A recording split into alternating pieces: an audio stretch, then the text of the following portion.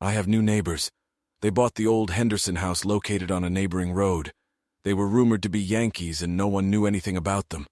Apparently, they were quite prosperous. The Hendersons had a 2-story farmhouse, a barn, outbuildings, and 212 acres of land. The farm was good until Mr. Henderson grew old. His daughters moved away and there was no one to run the farm, so he put it up for sale and moved farther south. This made the girls angry. They were afraid he would spend their inheritance before he died. He was of sound mind and body, so there was nothing they could do about it. I thought it was funny. I never liked girls. I secretly agreed with my aunt when she snorted and said they were showing off too much to be decent. It's old Southern speech for snobs.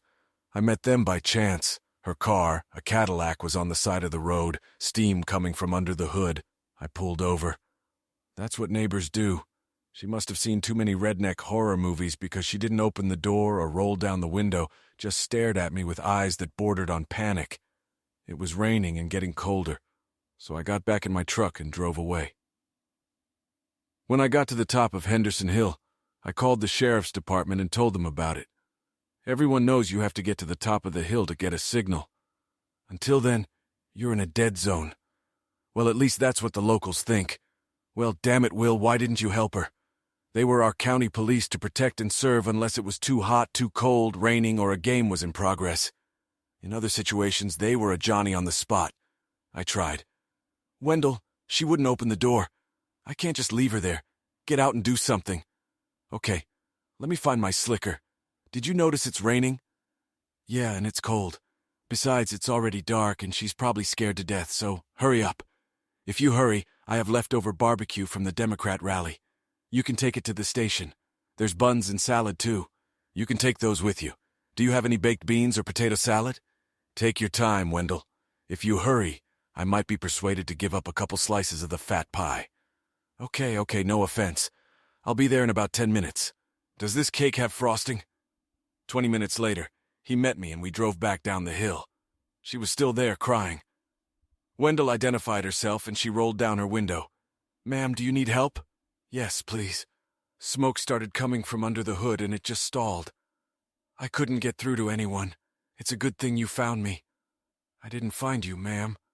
Will did. Why don't you open the lock and let him look under the hood? He wasn't a bad mechanic. I used to be a pretty good mechanic before everything became computerized.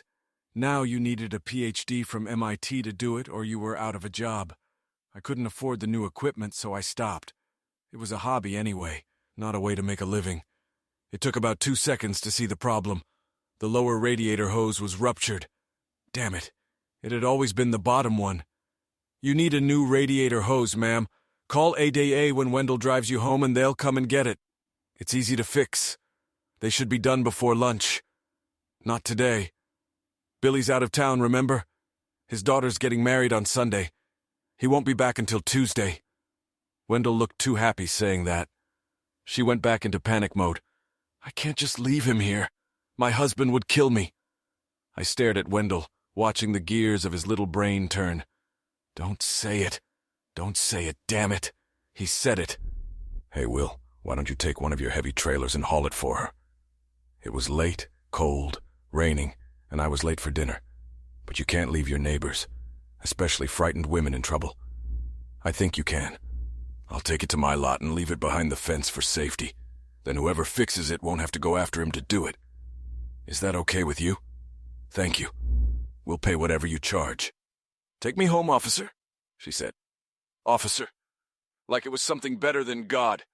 And Wendell couldn't get his door open fast enough. Then there was a crackle in the radio. A wreck on Route 12. He was closest. Damn this rain. Sorry, ladies. Will will pick you up and I gotta go. Will, don't eat that kebab. I'll come back later. Sure, I'll put it in the refrigerator at the store. You know where the keys are. Lock it behind you this time. I don't need the cat having kittens again. You're never going to let me forget that, are you? No, as long as the odor holds. Mrs. Hatfield, are you ready? She finally gave us her name, and I guess if the cop vouched for me, I really wasn't a serial homicidal maniac who preyed on older attractive Yanks. She still sat as far away from me as she could. She owned Henderson's place with her husband. When we pulled up to the house, there were no lights on. Why aren't the lights on? Because the power went out. Didn't you notice how dark it was the last mile? What am I going to do? Do you have a flashlight, lanterns, and the like? Not that I know of. Well, Mrs. Hatfield, if you're going to live in the village, it's not a bad investment. Mr. Henderson had a generator in the store. Is it still there? I don't know. We haven't had time to research yet. Well, put on your adventure hat. If it's still there, it means it's connected to the power grid. She was lucky. The machine was still in place and running, but barely. A large diesel unit, it was making a hellish rumble in the walls of the building. It had enough fuel for about 4 hours. If it doesn't go out, you'll be fine until the power comes back on. They don't usually shut it off for long this time of year. If I were you, I'd adjust the thing and invest in a barrel of diesel just in case. She nodded furiously, making notes on her clipboard. I'm going to go get your car now. Here's my card with the license plates. If you need anything before your husband gets back, call me. Your car will be parked on my lot. The address is on the card. Good night, Mrs. Hatfield. I can't thank you enough. Don't worry about it. Good night. After making sure she was safe, I left after calling Sherry, knowing I'd get a barrage of slump. Where have you been? Why didn't you call? No, you're fine. No, I missed you. I appealed to her delicate sensibilities. Sorry, babe. I got a call from the police. Billy's away for the weekend and they asked me to pick up the car from the curb. I'll be home in an hour and a half. I hope you squeeze the crap out of them for making you work in this weather. I'll get mine. Don't worry. It was all about money. I didn't realize it. Her parents were pretty well off and I was doing okay. As far as I knew, she'd never needed anything, but the way she acted, you'd think we were living in poverty. She hadn't been like that until about a year ago. I always wondered what had triggered it. I picked up the trailer, took the car, and was home when promised. She had already gone to bed, leaving me a note that dinner was in the microwave. A quick snack, a quick shower, and I was dead to the world until my alarm clock rang. The next day was sunny and warm, making me forget about the cold rain the day before. I didn't have much to do at the store, so I went to Advance, got a hose, rolled the car off the trailer, and fixed it. It was lunchtime, and a man in his 40s, wearing a suit, tie, polished fingertips, and a concerned expression, entered the office. I'm Bennett Hatfield. I'm here to make arrangements to have my wife's car towed to the garage. Could you tell me the best mechanic in town? He was talking to Charlie, my assistant and senior associate. He, Bobby, and Myra were my employees and friends. I was in the equipment rental business, backhoes, bulldozers, tractors, ditch diggers, and the like. It was good business. Nobody was going to give $29,000 or more for an excavator to do a few hours of work when you could rent one for a few hundred. The downturn in the economy actually helped my business. More and more people were doing things themselves instead of hiring out. My equipment was not known for beauty, but they were all serviceable mechanically, and the dirt didn't care if you had new paint. I took a little less than the chains and it worked out. Charlie pointed at me and walked over. He held out his hand. Bennett Hatfield. I couldn't help but smirk. Will McCoy. Myra was standing behind us. She usually does costumes, and she thought he had come to rent something from our party supplies department. She burst into laughter. He frowned. Sorry, Mr. Hatfield. We're not laughing at you. Come to think of it, Hatfield and McCoy. He stood for a moment, then smiled back. I hope we won't be feuding. I left my shooting iron in Philadelphia. Okay, I melted mine into a plowshare. What can I do for you? I'm here to make arrangements to have my wife's car towed to the garage. I don't know anyone in town. Can you recommend someone? Don't worry. I had some free time this morning and I fixed it. All it needs is a new hose and some antifreeze. Bring your wife any time before 6 and she can drive at home. He looked surprised. Well, okay. How much do I owe you? $40. The receipt for the hose and antifreeze is in the dashboard. That's wrong. Yes, that's right. Check the check. No, I meant, how much does your work cost? Oh, I can't charge you any money. I don't make my living as a mechanic, and that wouldn't be right. We're neighbors. I live on Howell Road. You live on Henderson Road. Our houses are practically right next to each other. Down here, you don't charge your neighbors for kindness. It's just not customary. He looked confused and I tried to explain. If you wanted to rent an excavator, I would charge you money. Your wife told me you're a lawyer, so if I went to you for legal advice, I would expect you to charge me money. But if I asked if I could borrow a tool or if you needed a ride somewhere, if money was offered, someone would take offense. Understand? He nodded. I guess so. It just takes a little getting used to. Well, I can't thank you enough. He returned 45 minutes later with his wife. She was more attractive than I had anticipated and younger too, but not enough to be a trophy wife. 40 maybe, but she looked about 30. I guess a life of luxury isn't as exhausting as working for a living. Her husband just left her too busy with his lawyer stuff, I guess. She thanked me repeatedly for my help until I finally asked her to stop. That's enough, Miss Hatfield. It's no big deal. Maybe down here, but where I'm from, it's a pretty prominent place. And since we're neighbors, Angie. She held out her hand. Will, and this is Myra and Charlie. They were practically breathing down my neck trying to find out more about her. She smiled, shook their hands, and instead of leaving, she asked Myra to give her a tour, stopping and looking at various pieces of equipment and asking a million questions. She particularly appreciated the party supplies and rentals, especially the castle. The castle was a circus tent with turrets and flags. If necessary, it could be divided into rooms of different sizes.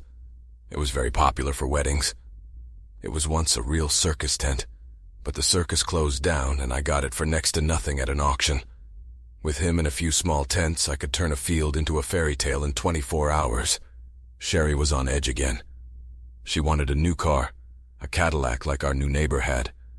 Her Chevrolet Impala, which she just had to get 2 years ago, was no longer satisfactory. I tried to remind her that if we bought it, she couldn't trade it in for 4 years. That was the only way I would agree to buy it. She scoffed.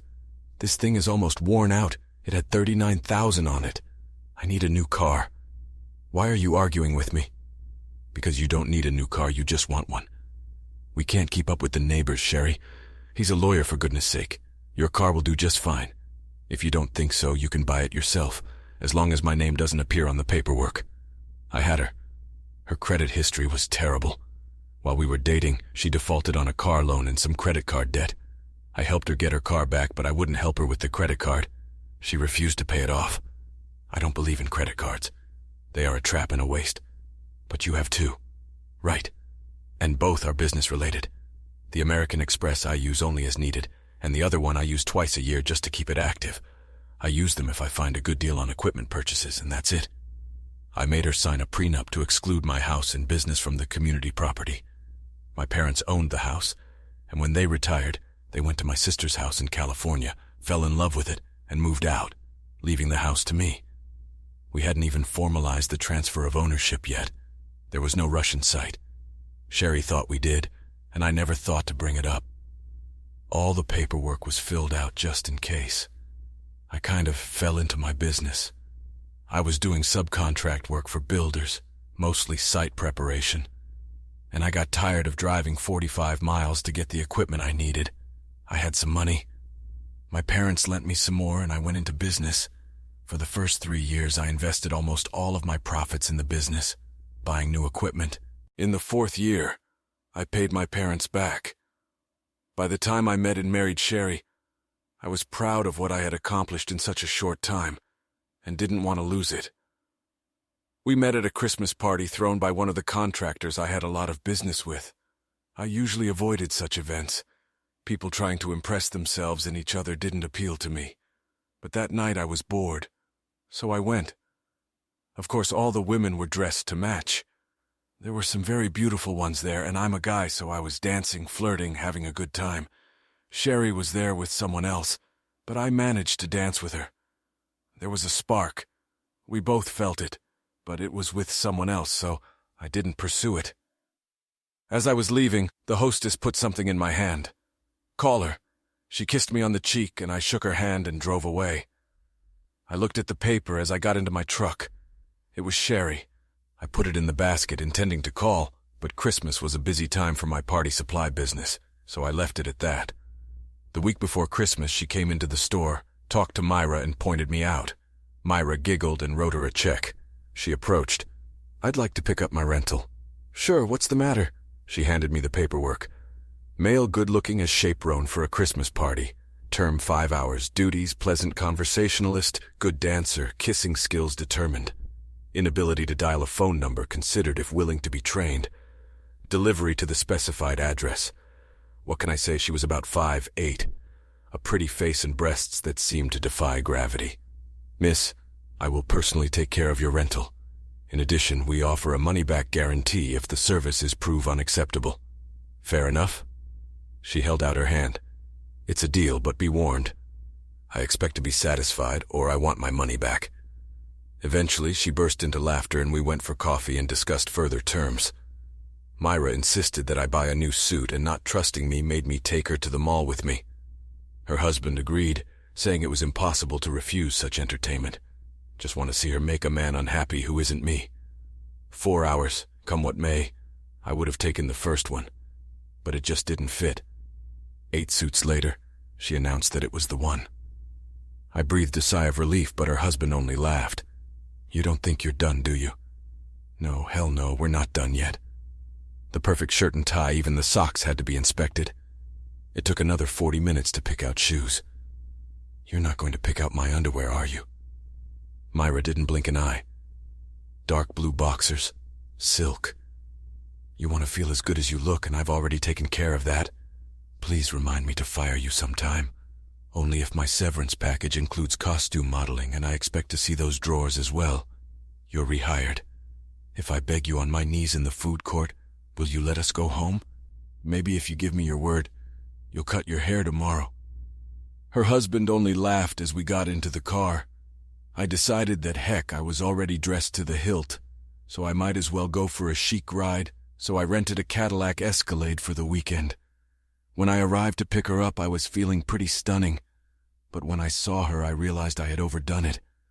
I'd love to be the artist who painted this dress on her, shimmering green, with a slit at the side high enough that you could see the top of the seams, a neckline reaching almost to her navel. I had no idea how she was restraining those puppies, as I found out later, with double-sided tape, and despite the boldness of the outfit, she looked elegant. As I was helping her into the car, I managed to catch a glimpse of her garters. I'm sure we talked on the way, but I still can't remember a word. We danced. We socialized. I was introduced to people I'd instantly forgotten. She was the head of the party, and was always being asked to dance. She always looked wary, but it was up to her. She was dancing a slow number with a guy who was getting a little on the nose, and I was halfway through the song. She grabbed my hand and left Mr. Ock to put standing there. No more slow dancing with anyone but you. She hissed in my ear as we walked back to the table. It worked on me. On the way home, she snuggled as close to me as she could and nibbled on my ear. Every time we stopped at a stoplight, I kissed her until the cars honked. Before leaving her house, we steamed the windows. After about 20 minutes, she asked me to walk her to the door, offering me coffee. I sat on the couch while she cleaned the pot, and then came out to change into a dress. I was about to doze off when I heard someone clear their throat. I literally fell off the couch. When she said get out of the dress, she meant get out of it and never wear anything else. I thought I was going to go blind. I couldn't speak. She got nervous when I didn't say anything. Here's the thing. I like you a lot. In a normal situation, I would have sent you home tonight. We'd go out maybe a dozen times. I'd let you go farther on each date, and then we'd have a big event. Candles, quiet music, maybe some whipped cream and melted chocolate. But I really liked you, so let's say 4 months and put my mattress to the test. After 12 hours, I did break away to bring a breakfast. Otherwise, the Escalade did not move for 2 days. We moved in together after 2 months and married after 7. We agreed to spend a few years together before starting a family. She was 25 and I was 29. 3 years passed and I kept hinting at starting a family.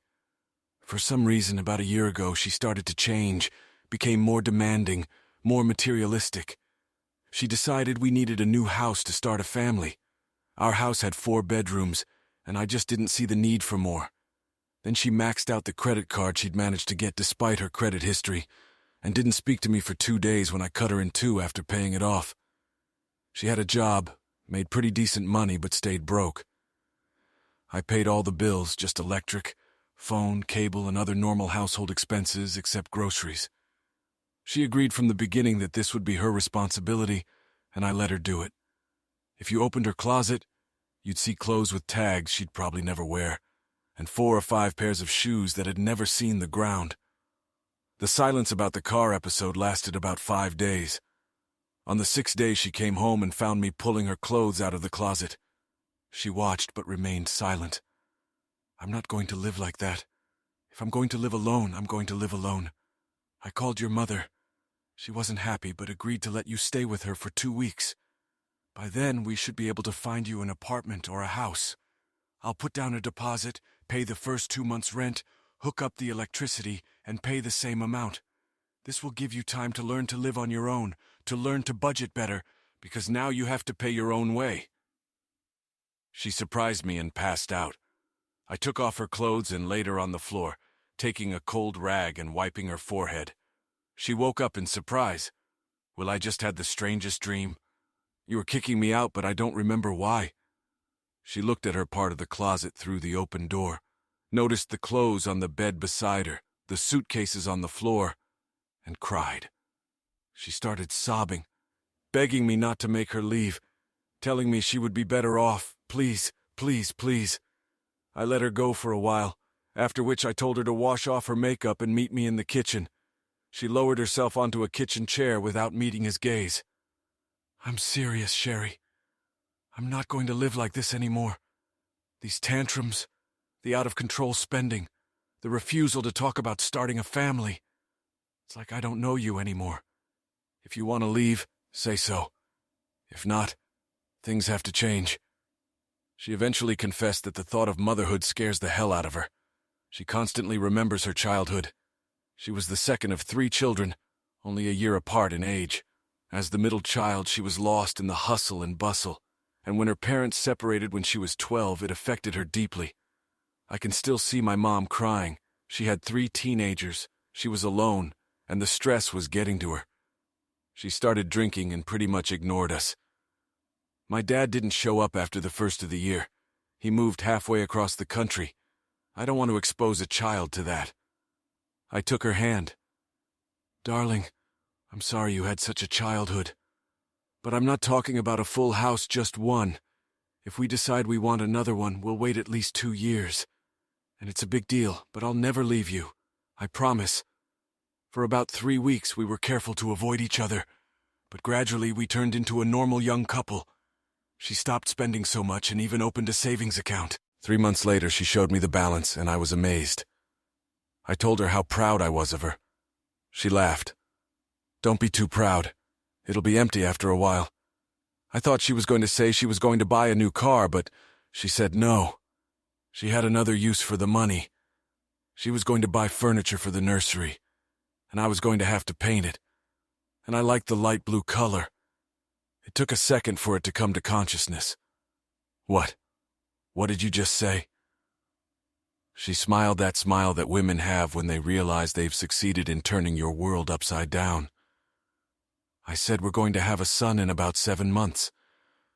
The nursery needs to be finished, so you're going to have to cut back a little on the store, especially near the end. I never cried in her presence. She told me about it in my office, having just come from the doctor's office. She had stopped taking her pills, wanting to surprise me, and the plan worked. When the tears started, it scared her. Did I make a mistake? I thought that's what you wanted. If you... That was all she had time to say before I covered her with kisses. Soon enough, her tears mingled with mine. Myra realized something was wrong when we came out later. Distinguished by her delicacy and restraint, she blabbed, "What the hell is going on with you, too? You look like someone slapped you and you both enjoyed it." "Myra, can you keep a secret?" She nodded affirmatively. This woman was better than the internet when it came to the rapid dissemination of information. "Myra, we're having a baby. 7 more months and it will be a boy. Promise me you won't tell anyone. We want to surprise my mom. Promise, huh?" She muttered, trying to pull her phone out of her pocket as she walked away. I watched her smirking, then turned back to Sherry. "I hope you've already told your mom." She grinned back. "I looked in here before I got here. Everyone in town will know about it before closing tonight. I figured if we told her, it would take the burden off me.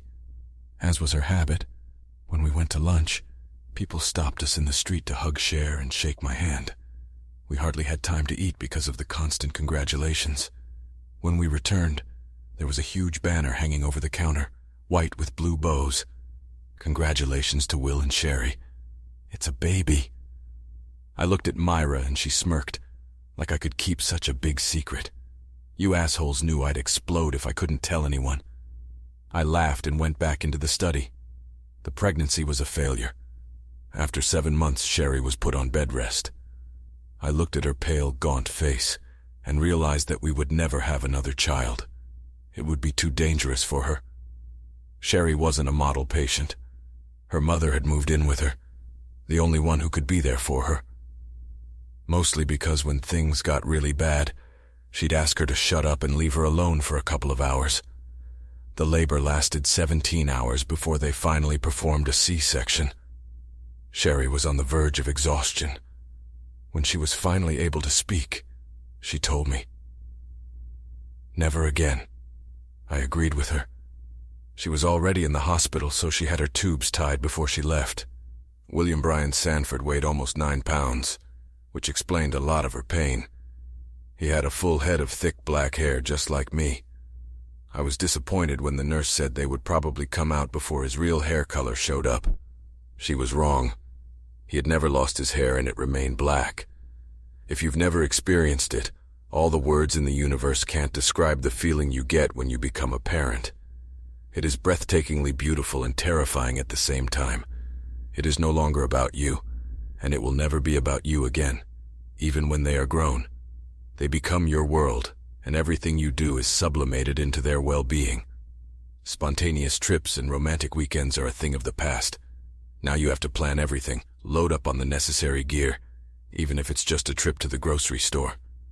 To my disappointment, Sherry didn't take motherhood as well as I thought she would. She obviously loved him, but as soon as I came home, she would hand him to me and lay in the chair for an hour. She called it baby recovery time. I didn't mind. Walking around with him in my arms, talking about how the day went and what I wanted out of our life together. I talked about Little League, Boy Scouts, camping, girls, anything that would interest a boy. He scrutinized my face, humming and smiling without understanding a word. Sherry was incredibly annoyed that he never cried with me. I'd come home and he'd be crying, especially if he wasn't feeling well. I'd pick him up and start walking him, and 90% of the time he'd calm down right away. I took 2 weeks off to be with Sherry and Billy after giving birth. When I got back, there was a big sign in front of the building. Sanford and Son Equipment Rentals. No junk. Myra and Charlie stood there grinning. Tears came to my eyes. I had a slideshow of Billy, Sherry, and us together on my screensaver. My friendship with the Hatfields began gradually. One day Angie came over and wanted to rent a tractor. I asked what she needed the tractor for. I want to plant a garden. I've already ordered seeds from Baker's Creek. I need a tractor and equipment to prepare the beds. I admired her determination, but would not rent her a tractor. This surprised her immensely. Why not? Because you don't know how to operate it. Tractors can be very dangerous if you don't know what you're doing. If I lease it to you and you kill yourself, I'll feel really bad. Plus, I'll lose you as a customer and a friend. I don't want that on my conscience. Besides, you don't need to rent it. I've seen that little Yanmar and all the equipment in your shed.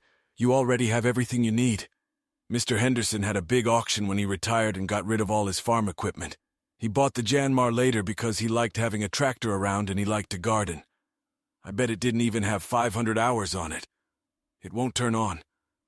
I saw the look of determination on her face. I knew that if I didn't help her, she would find someone else. The battery is probably dead. Look, tomorrow's Saturday. Why don't I come by and look at it? Oh, I couldn't take you away from your family. No, they'll be with me. That Saturday, I took Sherry and Billy to my house, and Angie cooed over the baby for an hour, holding her in her arms the whole time. Sherry was annoyed that Billy was crying, but she stopped when Angie picked her up. I took the charger with me and plugged it into the tractor. While it was charging, Bennett and I looked around for a possible garden plot. Are you sure you wanted to ride the tractor? His answer was honest enough. No, but you have no idea how determined she can be. I'm asking you to keep an eye on her and give her guidance. We talked about it while Angie and Sherry hid in the kitchen, where we came out with a plate of sandwiches and a big bowl of potato salad. We ate while talking about her garden projects. They cleared the table, refreshed their drinks, and listened to me. Bennett and I have already talked about it. He's going to put a crossbar and seatbelt on the tractor before you get serious about it. Come on out to the barn and we'll give you your first lesson. I pulled it out of the barn and had her sit on it. I showed her the brakes, throttle, hydraulics, and gears. I'll tell you this, and I want you to remember and be careful. The gears in a tractor work differently than they do in an automobile.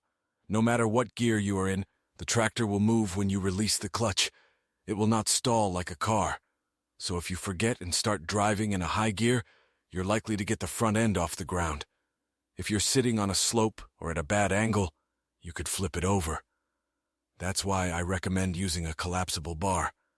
If you're wearing a seatbelt and stay within the bar, you may have to change your pants later, but you shouldn't get hurt. I had her put the car in low gear and low range, and she drove across the field. It was moving so slowly that I could walk beside her giving directions. I had her stop and practice moving the hydraulic three-point hitch up and down. I set up the rotary plow. Try never to start the tractor without any equipment. That way, if you depress the clutch or hit a steep slope, the equipment will catch you and keep you from flipping over. It can throw you out of alignment, but it's worth it considering the alternative. I asked her to put the plow down and make a few passes over the chosen spot. She grinned from ear to ear while Ben took pictures. She was upset when I started the tractor back in the barn and pulled out the key. It wouldn't start anyway, the battery is dead. I've got a friend coming over on Tuesday to install the crossbar and seat belts. I'll get the battery for you and he can install it. He'll give you a key and a spare, which I'll do then. But you shouldn't drive it alone first. Wait until Ben gets home. We'll come back next Saturday and I'll show you how to use and change the equipment. Hugs and handshakes, and we were off. On the way home, Sherry was animated.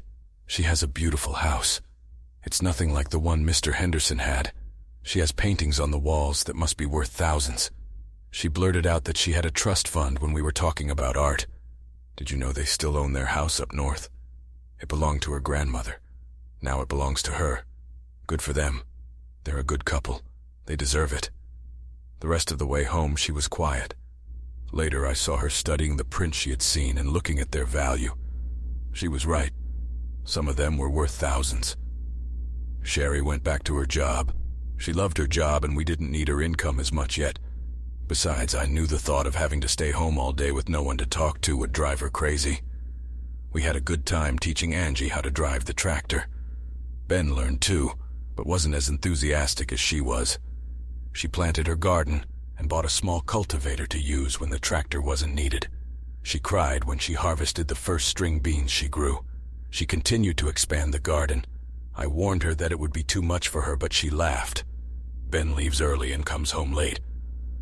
I can only do so many chores around the house, and I don't really like to sit around and watch TV. Besides, I have a lot to talk about on my blog. She did start a blog, Gone Country, which detailed her experiences of learning to live in the countryside. It was very popular, humorous, entertaining, sometimes serious. There were lots of pictures and videos. Some of them included me because I was helping her. She referred to me as her spiritual advisor in all things rural. It was awkward, especially when Myra started reading it. Angie decided from the beginning that she wanted to be as organic as possible. I introduced her to a friend who owned a stable and kept horses, and he agreed to give her some manure for the garden. The snag was that she had to clean the stalls to get it. I thought that would be the end of it, but soon she had gloves, boots, and thick clothes. On her blog, she called it her shit uniform. The blog even had a picture of her wearing it all with a bandana covering her hair. She cleaned 3 stalls twice a week. Her compost pile was turning into a mountain. For a while, Sherry rode with me every time I came over, and then she started going less and less often. I heard everything I could about manure, crop rotation, and organic pesticides. I took Billy with me just about every time, putting his carrier in the shade where I could keep an eye on him. In those days, Angie spent about as much time with him as she did gardening. As we became closer friends, I asked her if she ever wanted to have children. Yes, When it didn't happen, we got tested. Ben is infertile. It happened when he was young. We talked about adoption, but he wasn't comfortable with it. I left the subject. He was my husband and soulmate, and I couldn't bear the thought of not being with him. Sometimes when I hold Billy in my arms, I think about what I'm missing. Then he puts his diaper in order, and I'm excited to give him to his parents. Wow, here, take him. She held it out to me like she was holding a bucket of toxic waste. Ben came out later and sat with us in the shade. Will, I want you to do something for me if you can. My new partners and I are planning a meeting. I want to set it up here, an old Southern barbecue. I want you and Sherry to cook it for me. And will you get the money or we don't discuss this further? This isn't a meeting of friends. It's a business meeting. I'd have to pay someone anyway, and I know firsthand how good your restaurant is. I want them to remember it for a long time. I hadn't cooked professionally in years and I missed it. I said yes. He and Angie breathed a sigh of relief. Thanks, Will. I'll need some party supplies, tents, chairs, tables, etc. Angie will coordinate. Most of the clients will be here. I really want to make a good impression. 3 weeks is not a long time to prepare something like this.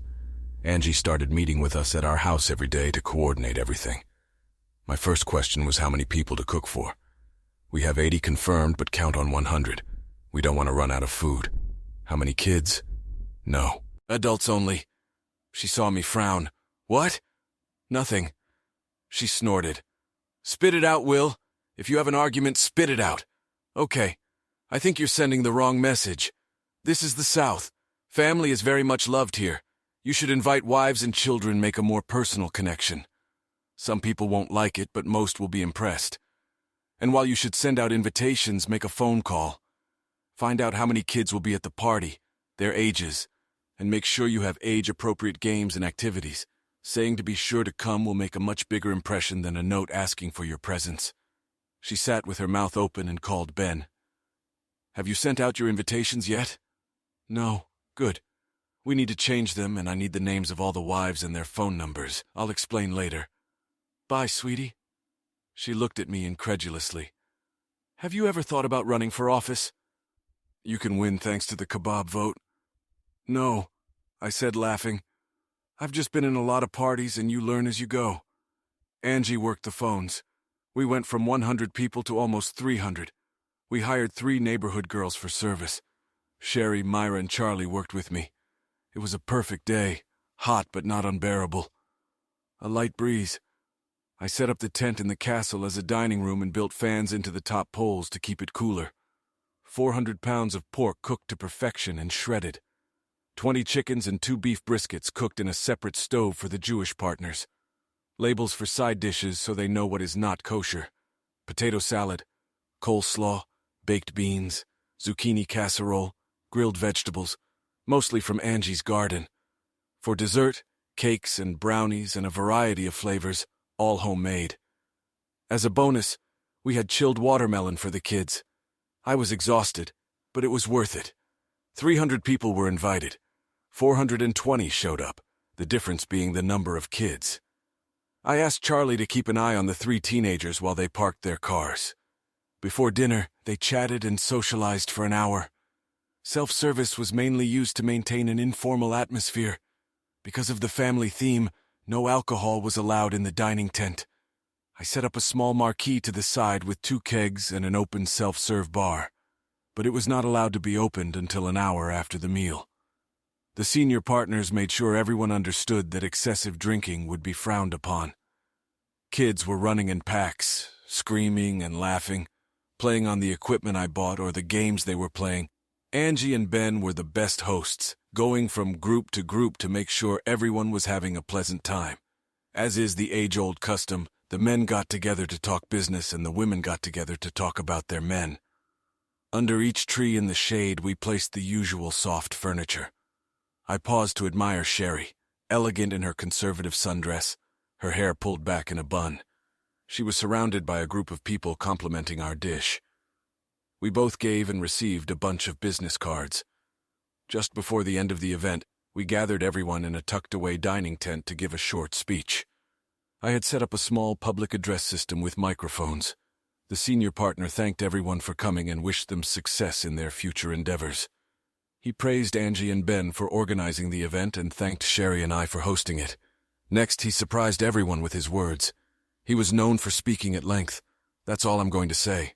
It's been so much fun, I'm not going to spoil it. We have some food left and there are containers. Don't waste it, take some home.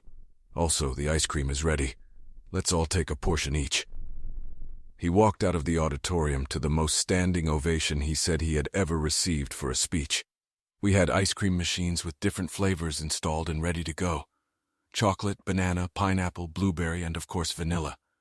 The kids as well as some adults got ice cream headaches for eating it too fast. Angie's garden was very popular. I saw her several times with groups of women and 1 or 2 men giving tours and answering questions. She would often pick a ripe tomato or a handful of beans and hand them out. Some of the watermelons we refrigerated for dessert were from her bed. They quickly became the most sought after because their seeds were a little larger than usual, which gave them more opportunities in the seed-spitting contest the kids were having. Sherry nearly had a stroke when Angie handed her the check. The celebration had gotten so big that they hadn't let Ben pay the bill, turning it into a real corporate event. There was another check, a 25% bonus, with a note from the senior partner thanking us again. I took the premium check and gave part of it to Charlie, Myra, and the kids we used. I gave the rest to Sherry. She deserved it. Ben worked for a firm that did mostly business law, and I started getting calls before the next week to do parties. The demand was so great and the profit so good that we registered as a separate business. Sherry quit her job and became a manager. She was good and getting better. Of course, all the rentals were coming from us. I had to promote Myra to rental manager, and she hired her husband. He was laid off and we needed help, so everything worked out great except for one thing. She's the boss at home and she's the boss at work too. I'll never make another decision for the rest of my life. It's your fault, Will. Get over it, Donnie. Just think how many men literally entertain their boss at the end of the day. That cheered him up.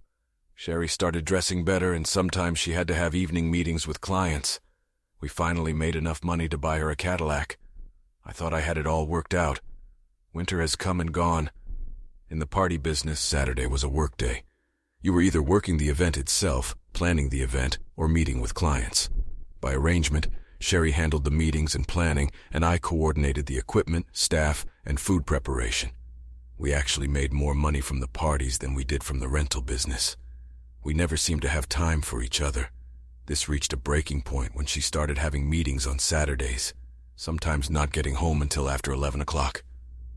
I asked her not to do this, but she said she had to meet at the client's request and it was best for them. After 3 weeks in a row, I lost my temper.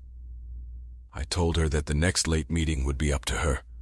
I wouldn't cook, I wouldn't coordinate, I wouldn't be there. I thought it was a partnership, she shouted.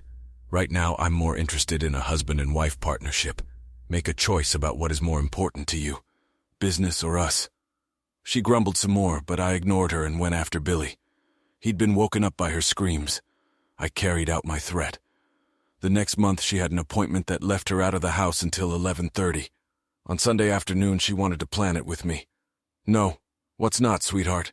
I don't help plan or coordinate it, and I sure as hell don't cook for it. I told you the next contract that costs me a Saturday night with my wife will be the first one she has to do on her own. I guess I'll take Billy for a ride.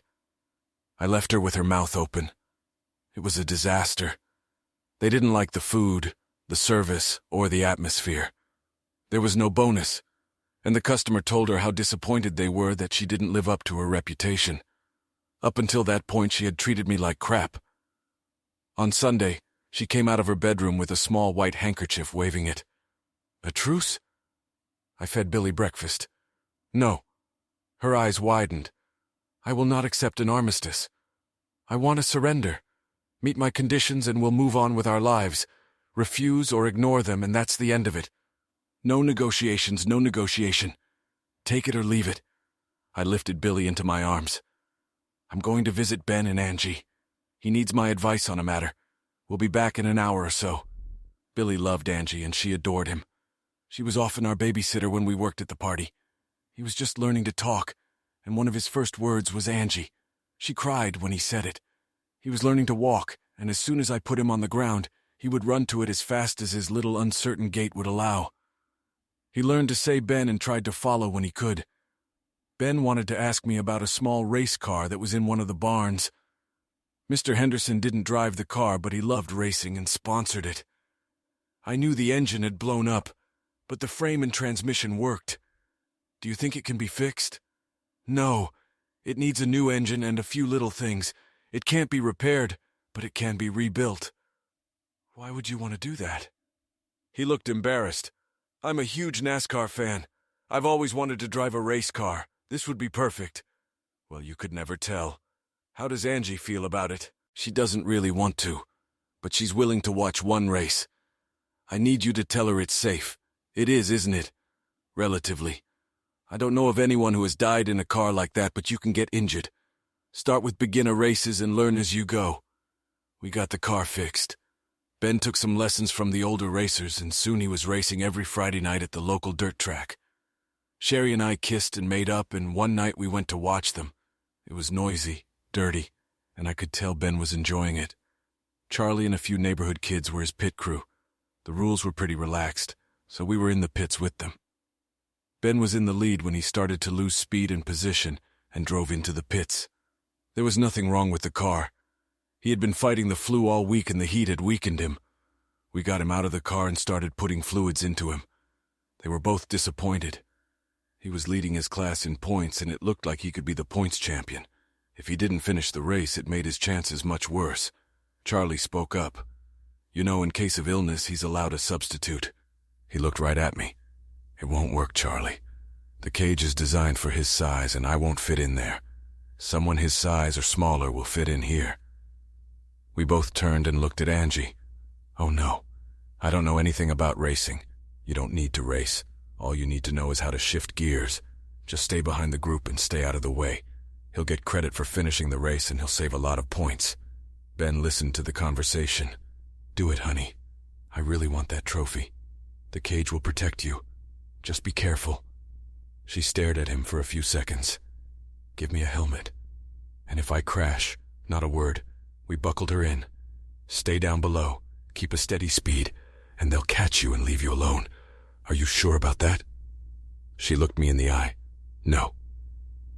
Then she stepped on the gas and the gravel scattered in all directions. The first 15 laps were fairly quiet. The other riders knew the score and left her alone. All but one. He was behind Ben in the points race, and if he knocked the car out of the race before the finish, it would improve his position considerably. On the next lap, he collided with her, which scared the hell out of Angie.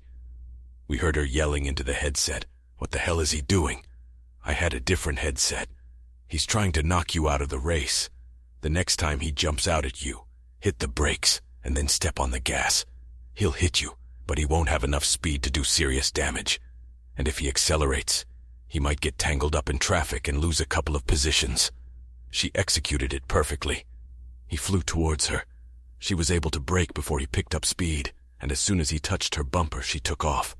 He got tangled up in a pile of cars, and she actually won the lap. He caught up with her again, but this time luck was on his side, and he slammed her into the wall. The caution alarm went off, and she pit-caged. She flew out of the cage, looking at the crumpled fender. She threw her helmet into the car. "Can you fix it?" We could have pulled it out, but we wouldn't have had time to get it in shape. She was pumped up. I guess she liked it. "Rip the damn thing off and get me back in the race. I'm gonna run this asshole into the wall. Go!" Charlie pulled on the wing as I put her in the cage and buckled her in. "Don't be stupid. It leads to injuries. Watch him. He'll do the same thing again when he gets a chance." Charlie yelled, "Clear," and she was back in the race. She was driving like it was a stolen Maserati. She was outrunning cars. She saw it coming and I yelled into the headset, "Cut to the left." Now she taxied to the top of the highway, taking him by surprise. He slammed into a neighboring car, throwing it aside and causing pandemonium, and she sped past him, and when the caution was lifted, she was third. By the time the checkered flag came out, she had taken the lead, but because of lost laps, she finished 7th out of 15. The guy who tried to ram her was unable to finish, so he is listed 15th on the timesheets, which further set him back from Ben. He and his team were pulling into the pit when Angie got out of the car and pulled off her helmet. "How does it feel to be driven by a girl, asshole?" She turned around, bent over and patted her ass. Then she started giggling and hugging Ben. The guy didn't know what to do. He finally got a lungful of air, but then I intervened. The words out of your mouth should be polite. She beat you at your own game. Use that as experience. His own team, ready for battle moments ago, grinned openly. He turned on his heel and walked away. Sherry was taking pictures like crazy. After that, Angie got hooked on it. She used some of her trust money to buy a car. The local track had a women's division and she raced in it for the rest of the year. She started too late for points, but won 2 races. Ben won his trophy. They had already started planning for next year. His firm and some of their clients had agreed to paint both cars the same colors, with their logos prominently displayed. Our company's logos were on them too. It was a small outlawed dirt track, barely legal and recognized, so they knew it was just a recreational activity, even though many successful racers started their careers on such tracks. But for Angie and Ben, it was a shared hobby that brought them even closer together. What did Sherry and I have in common? Nothing except Billy. Our business was growing and now we had 2 crews. She dressed prettier, acted more arrogant, and had little time for Billy and me. She joined a professional women's organization and became active, getting together for meetings and drinks every 2 weeks. I didn't mind, and when she received the award, I was very proud. I attended the banquet, and when I was introduced as her husband, I saw the worried looks of several of her girlfriends. I was not as stupid as people thought and asked her about it. Some of these women looked awfully surprised when I was introduced as your husband. Do you have a city husband that you don't tell me about? I was joking, but her face turned horribly red. She's well on the mend. No, honey, they were just surprised to see that I didn't make you up. You really should come to mixers with me more often. Let me show you off. A perfectly reasonable explanation, but it wasn't quite right.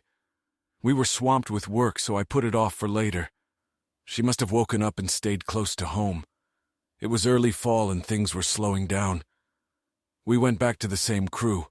They were well trained and sometimes we left them to sort themselves out, and one or the other of us would politely show up to assure the customer. We had a good client base, and some of them became good friends. His boss called me and wanted to throw a combined birthday-winning celebration for Ben.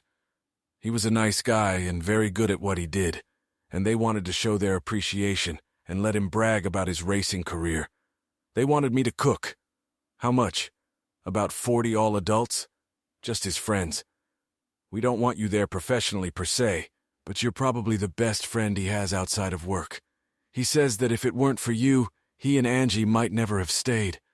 We just didn't want to offend you by inviting someone else. I'd love to cook, but let's not get carried away. How about this? I'll cook the meat, pork and chicken and make coleslaw. Have your wives prepare the desserts and side dishes. I'm sure he'll appreciate it more. I told Sherry about it and gave her the date. I have an event on the same day we've already signed a contract. I can't. I was a little pissed off. They're our friends. If they hadn't asked us to throw a party the first time, we wouldn't even have a business. It would be an insult if you didn't show up. Politely show up to the party, make sure everything is running smoothly, hand it over to the team and come back. Think of Angie and Ben. I hauled the slabs away and set them up. I drove my truck back to the house to make another parking lot. Since our properties were connected, Ben and I had built a little road through the woods from my patio to his porch. We rode back and forth on quad bikes. It was much faster that way. If I pulled into the driveway and saw a pink helmet on the railing, I knew Angie had arrived. The party was in full swing. Everyone was socializing and having a great time. Sherry had just called and said she was stuck at work, but would be there within the hour. We were running low on ice that one of the partners was supposed to bring in. I had some ice in the freezer left over from a party the week before, so I volunteered to ride my four-wheeler and get some. I had to take Ben's car because mine was locked. He forgot to put gas in it, and I ran out of gas halfway home and had to walk. I was about to come out of the woods when I saw them. The blinds on the patio door were pulled back, and you could walk right into the living room. There was a couple sitting on the couch really getting it on.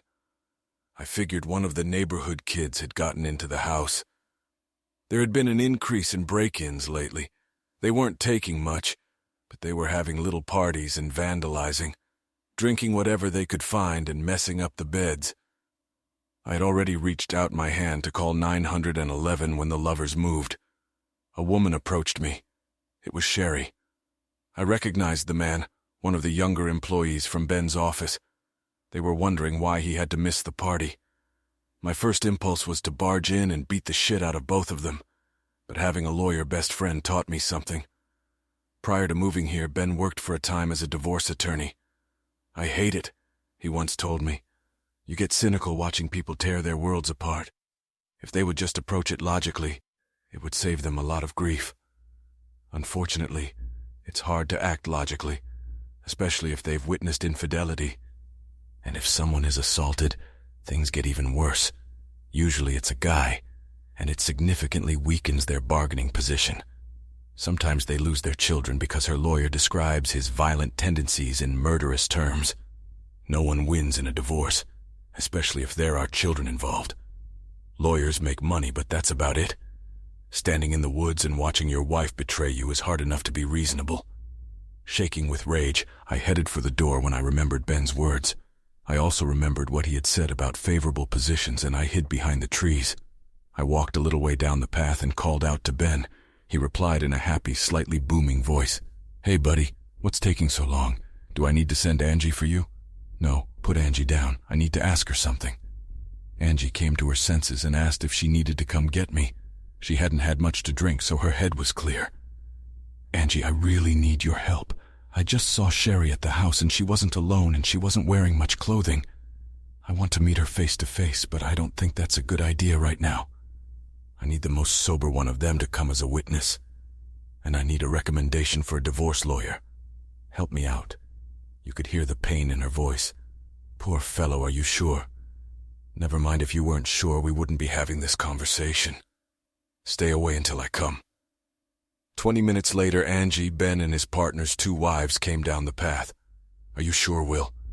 I showed them the pictures I had on my phone. One of the women spoke up. "I'm a divorce lawyer, Will, a damn good one. I have a separate practice. My husband decided it was a good idea. I offer advice on how to proceed and my services if you need them. I never knew her to be a lawyer in her own right. I only knew her socially as the wife of one of Ben's partners." Angie hugged me and rubbed my shoulders, trying to calm me down, and told me to think of Billy. "Thank you, Julie. I'll take both of you agree. What do I need to do?" "The hardest thing you can do in this situation is to remain calm. Don't engage them in conversation when we confront them. Let me do the talking. Control yourself, Will. It will give you an advantage." She smiled a wolfish smile in the darkness.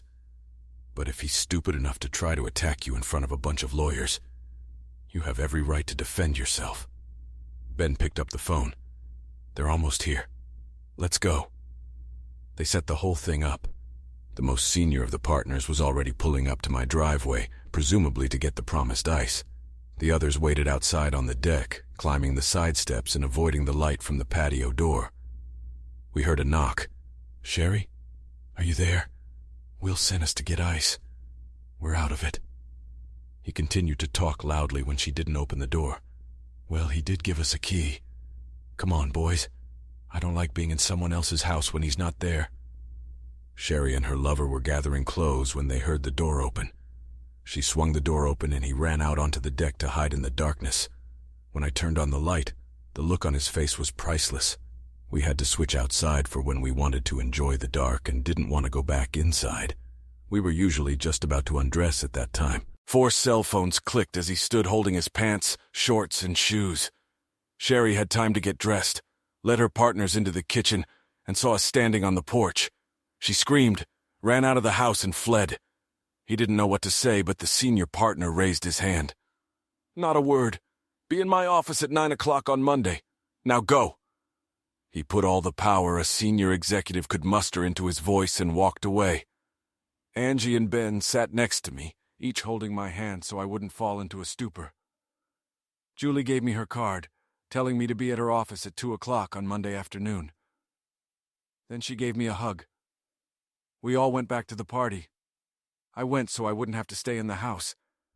Naturally, everyone left early and I spent the night in their guest room. I didn't sleep for a long time and Angie made me get up by sicking Billy on me. It's impossible to sleep when you have a 2-year-old in your care. I realized with a shock that I hadn't thought about how to protect him, and Angie got up early to pick him up, telling my mother-in-law that I was having too good a time, and she volunteered to pick him up for me. She had picked him up before when we first started our party business. He sat on Angie's lap and she let him feed her breakfast, smearing syrup all over her face and giggling like crazy. It made a smile. When she took him into the bathroom to get them both cleaned up, Ben said we'd talk when we put him to bed. In the afternoon, we held our first military conference. Angie got to the heart of the matter. Divorce? Yes. I look back now and see it happening.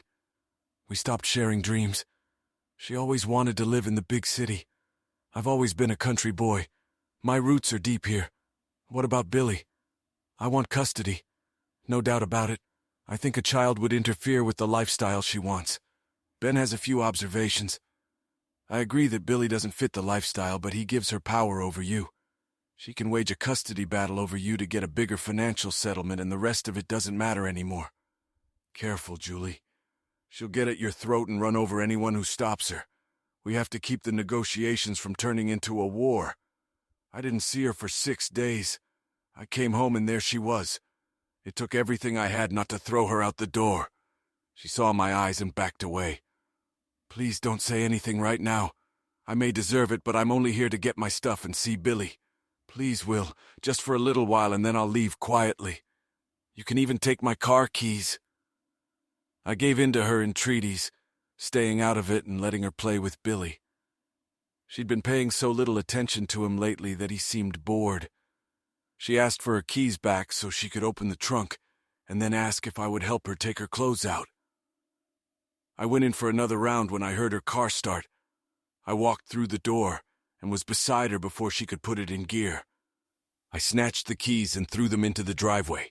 She screamed as I pulled Billy out of the car seat. "Screw you. He's mine and you can't keep him." Billy screamed, not knowing what was going on. She was cursing all she could when she noticed Angie filming everything on her iPhone. She came over on her 4-wheeled motorcycle, which she had designed herself to see Billy and make sure I was okay. She would stop by for 30 or 40 minutes and go home just in time for Ben to arrive. You bitch. Could have known you'd be here. Give him some before hubby got home? How many times has poor Ben gotten sloppy seconds? Is he hiding in the closet and watching? Angie turned white with anger. I don't know what would have happened if I hadn't screamed. Sherry, leave, and I mean right now from now on. If you want to visit Billy, get permission from the court. Now get out of my life before I call the police. I had a lot more I wanted to say, but I had Billy at the top of my list. Sherry walked away, continuing to scream. Angie wrote down every word. The next day, Julie had the tape and filed for an injunction until Sherry underwent a psychiatric evaluation. She recorded her screaming. I wondered where she lived. Apparently the guy she was with had become her new lover and they were together. Another strike against her. He was fired because of the affair. They used flowery language, but the point was clear. You quit. No references. He took a job at another firm with a lower salary. I sent out a letter to all of our customers informing them that I was no longer involved in the business, but that I would fulfill any remaining contracts. After that, Sherry was in charge. I was about to say screw it, but Julie talked me out of it. You have a good reputation and you might want to come back to this case later. Besides, it gives Sherry a real income that might come in handy later on. She got her lawyer and the dance began. She wanted the house. Too bad it was still in my parents' name. She wanted the party equipment. Since it was rented from my company, which was stipulated in the prenuptial agreement, she couldn't afford it. Julie froze most of our accounts. By forced agreement, she ran one team, I ran the other. Money could only be taken out for payroll and supplies. The rest had to remain frozen until the divorce. All profits made after I fulfilled my obligations went into a new account completely controlled by Sherry. That was about as fair as I could make it. Sherry struggled until Julie and her lawyer convinced her to take the deal if she expected to have any money left at all. She wanted to have one last meeting to vent, but I refused. As it turned out, her lawyer was the 5th lover she dated in the last 18 months. All of them were slick city types, most with no money. I couldn't think of anything to say to her that wouldn't end with the phrase, "goddamn bitch." I tried to stay polite for Billy's sake. He was turning 3 and he didn't miss her that much. She ended up getting the party and catering business, giving me 1/4 of the profits. I really didn't have any more time, so Julie beckoned me with a carrot. As a result, she was left with the business and some working capital. That was all the money she got from me. I got full custody of Billy. She had broad visitation rights I never denied her. However, she had to stick to the rules. No men while she had Billy, and if she ever exposed him to anything that was considered morally or physically dangerous, she lost her rights. After a year, the visits became less and less frequent. Billy didn't seem to mind. Angie and Ben became my anchors. They helped me deal with my grief and anger. Sherry's mom still babysat Billy, agreeing that if she helped Sherry break the custody agreement, all contact with him would cease. Angie became a surrogate with Ben's blessing. He still followed Ben around, and at work Ben had a picture of him, Angie and Billy, on his desk. People thought he was his stepson, and he let them up to a point. At first he asked my permission, saying it made him look like a family man and that it helped him with new clients. I surprised him terribly when I gave him a copy of my will, naming them as Billy's executors and guardians should anything happen to me. You're a family man, Ben. You always have been. You have the most impressive woman I've ever seen, and you have us. I've never seen a male lawyer cry. It was touching. After a while, I dated a few. They were fun and met my needs, but I never met anyone I would consider as a long-term partner. Angie gave me hell by telling me that Billy needed a mother. I just looked at her. He has one, and as soon as I find a match for her, I'll be married so fast it'll make your head spin. The closest I got was a lawyer. It was the senior partner's daughter. She was a few years older, had just gone through a bad divorce, had found a very good job on the other coast and had taken 3 months off to recover. She needed an escort and her father called me. Do me a favor, Will. She's recently arrived in town and I'd really like her to go to the banquet with me, but she has to have an escort. She's considered beautiful, if that helps. There was nothing to do, so I agreed. I rented a Cadillac and it was déjà vu.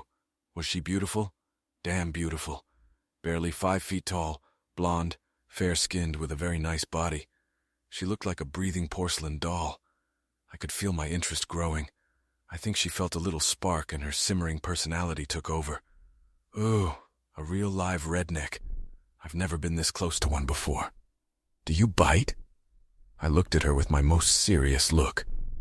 Yes, great. Ben, Angie, and her parents burst into laughter, and that set the tone for the entire evening. It was a charity event, the most prestigious of the year. Black tie, the whole thing. I thought I looked pretty dressed up. The food was delicious and Rhonda was talking non-stop. She later told me it was a nervous trait. She talked about the appetizer, the entree, the dessert. Have you ever stopped talking? She blushed, then gave me an innocent smile. Only when I have something interesting in my mouth. Ben sipped his coffee through his nose and Angie giggled. Come on, you two. This is supposed to be serious business. After that, there was a big orchestra and dancing. Angie taught me how to dance so I wouldn't get discouraged. Sophie was a wonderful dance partner, graceful, fluid, and a pleasure to watch. She danced twice with her father and once with Ben, and all the other dances were mine. Ben and I were waiting for the girls by the bandstand when Sherry walked by. Ben, Will, it's good to see you. Are you out here by yourself, Will? You really should go outside more often. Let me introduce you to my escort, Robert Morgan. Perhaps you know his father, Ben Wilson Morgan, the founder of the Morgan bank chain? I stared at her as she tried to impress us. Her face was calloused, and she looked like she'd gained 10 pounds. One looked at her escort, and you could tell he wasn't with her for intelligent conversation. At this time, Angie and Sophie approached. She kissed my cheek. Do you miss me, love? Good. I want you to be upset all night. It'll be more fun that way when we make the crazy, passionate love you promised me. Oh, I'm sorry. Who were your friends? I looked past her and saw Angie laughing. I knew right away that she'd told Sophie who Sherry was, and they played it out to the fullest. Where are my manners? Sophie, this is Robert Morgan of the Morgan banking family, and this is Sherry Blankenship. I made her drop my name and revert to her maiden name, a local businesswoman and my ex-wife. Sherry Robert. This is Sophie Williams of the firm of Williams, Roberts, Howe, and Hatfield. Perhaps you've heard of them. Well, my dear, shall we dance the waltz? We left them both with their mouths open. As we waltzed off, I whispered, "Angie told you who she was, didn't she?" Sophie snuggled a little closer to him. "Yes, and a bit of history. I hope she's having a rough time today. Don't worry from the way they're looking at us. I think they are." We finished and she pulled my head to hers, giving me a 2-minute tongue kiss. Yes. Did she see that? Give me a minute for the blood to return to my brain. Yes, she saw that, and thank you. You're welcome, and it was my pleasure. Of course, they came to the table a little later. Robert asked Sophie to dance, and Sherry asked me to dance. Just for old time's sake, Sophie smiled sweetly. I'd love to, but I promised my lover all the rest of the dances. So am I.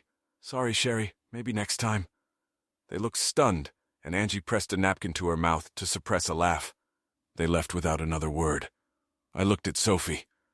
I'm glad you're not staying here permanently. She looked hurt. Why did you say such a nasty thing? I'm starting to like you, because wherever we went, there would be fights everywhere. I fought to keep men away from you, and you fought to keep me away from you. She smiled, slowly. What makes you think I'll resist? She didn't resist, and we spent every spare minute together. Angie wouldn't even let Billy go so we could spend the weekend together. She was the best lover I'd had so far. Despite her small stature, she was surprisingly strong. She never told me her age, but I guessed she was in her 40s, and she was as firm and supple as a 20-year-old. She told me that the old-timers called it a round trip, and I was racking up frequent flyer miles. She adored Billy and showed me pictures of her daughter, a cute little copy of her. She looked 13 years old. My ex has her now. I gave him more time because soon we'll be 3,000 kilometers apart. It made me sad to think of Billy being so far away. Life goes on. To pass the time, I opened a barbecue restaurant. Myra was still renting and doing so well that I left her alone. Restaurants are very time-consuming and the success rate is terrible. But I already had a good reputation and I was successful. I bought 4 food trucks, outfitted them, and sent them out to neighboring towns 4 days a week. They were very successful. I still didn't have anyone permanent in my life, and I had pretty much given up looking. It catches up with you when you least expect it. When you begin to love your life, when you are truly happy. I'm not talking about love. I'm talking about tragedy. Billy was 9. He would get off the bus at Angie's house and ride his little 4-wheeler through the woods when I got home. She would ride with him, wave at me, and walk home. She would feed him his afternoon snack, check his schoolwork, and he would help her around the house. It was fine with all of us.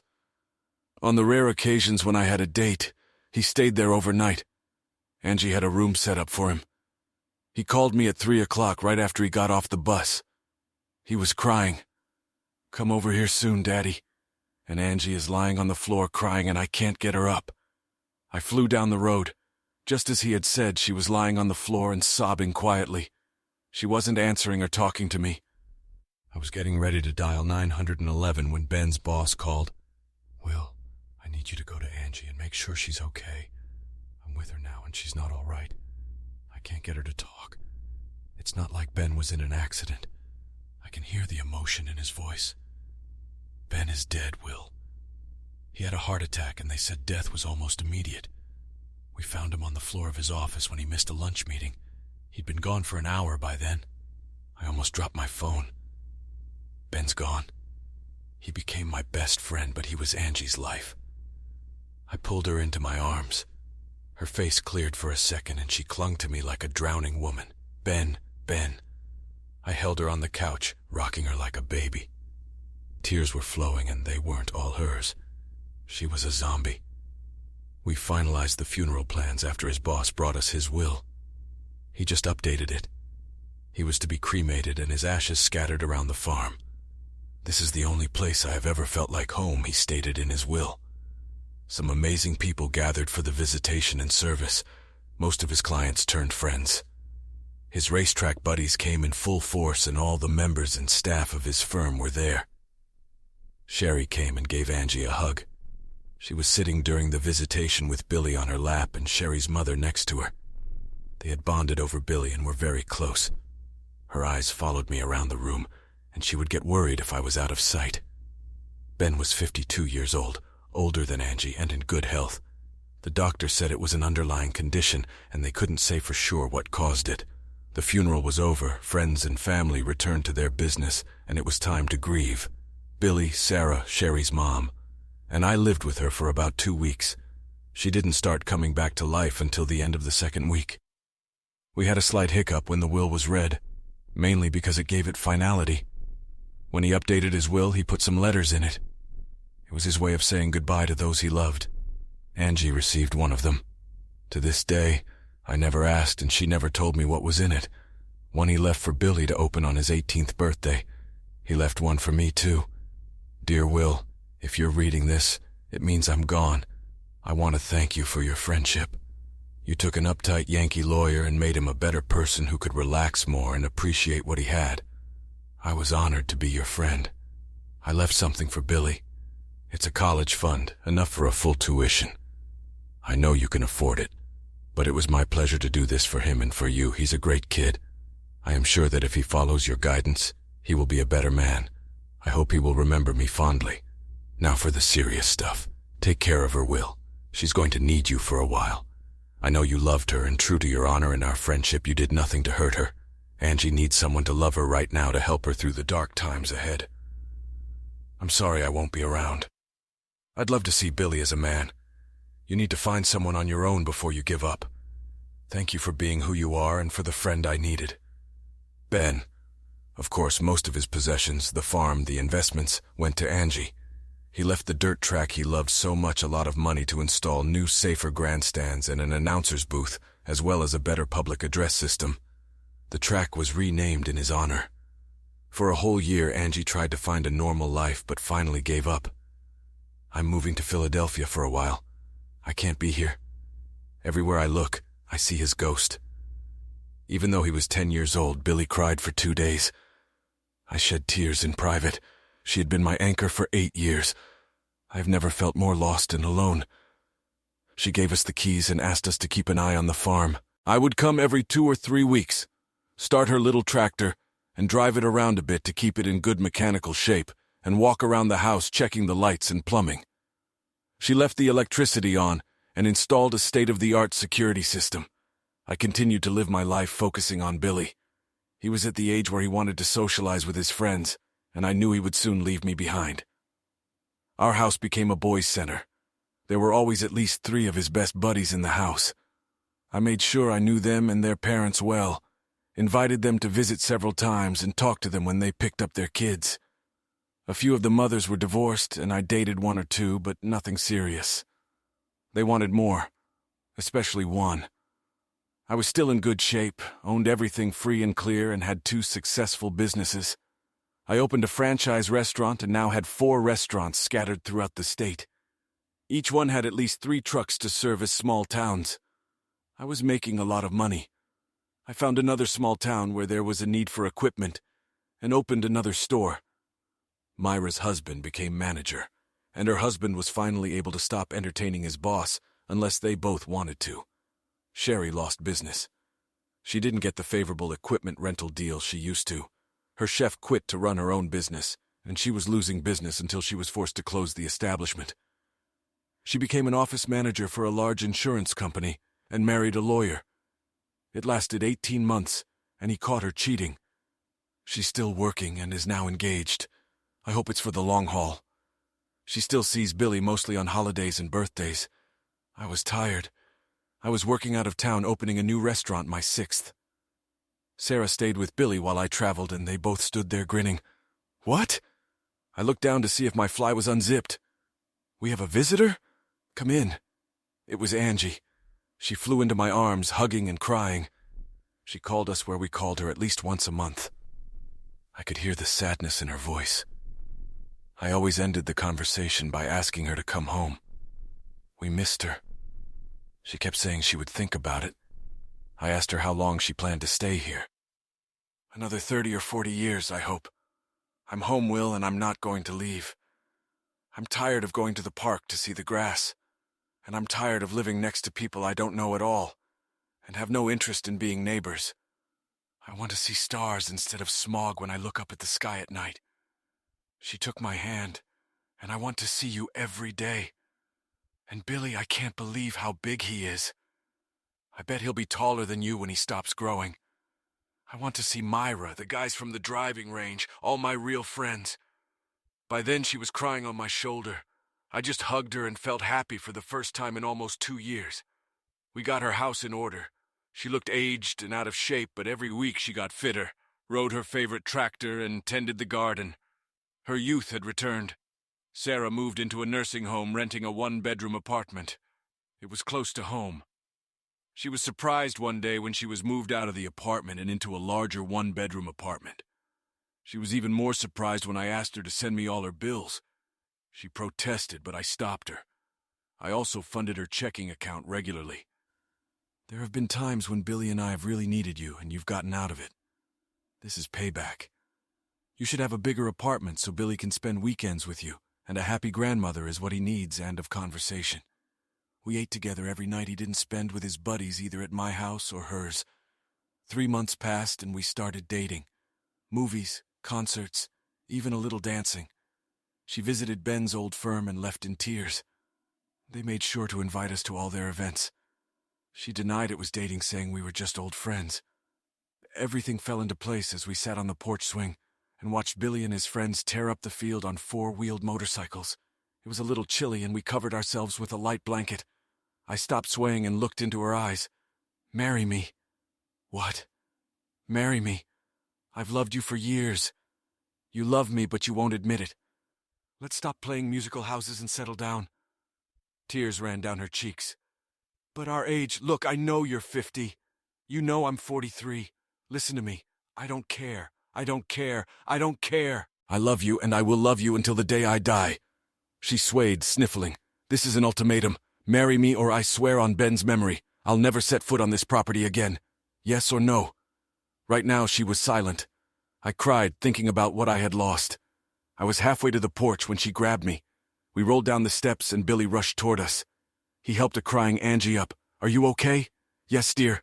I just got some good news. In a few days or weeks, I'm officially going to be your mom. I hope that makes you happy." That day I realized what an extraordinary child I had raised. You've pretty much always been my mom. Now I can say it out loud. I love you, Mom. The wedding and the party afterward have been talked about for years. Myra did her best. We were married in the spring outdoors in a meadow on the farm. The castle tent was our reception area. Most of Ben's old friends from his firm were gathered there. Sophie was visiting her parents and came too. She kissed Angie and told her how lucky she was. I realized from the look in her eyes that I had some explaining to do. The guys at the track restored her car and gave it to her as a wedding gift. The years flew by in happiness and harmony. Billy graduated from college, got married, and he and his wife went into business. We gave them my old house as a wedding present after it was completely remodeled. They gave us 3 grandchildren. He named his son Bennett. I had seen her sometimes lapse into melancholy, and I knew she was thinking of him.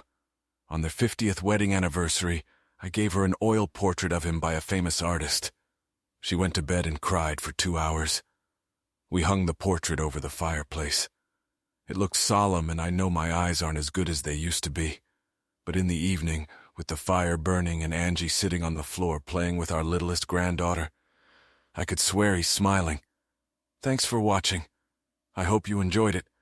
So subscribe to my channel and watch the next video.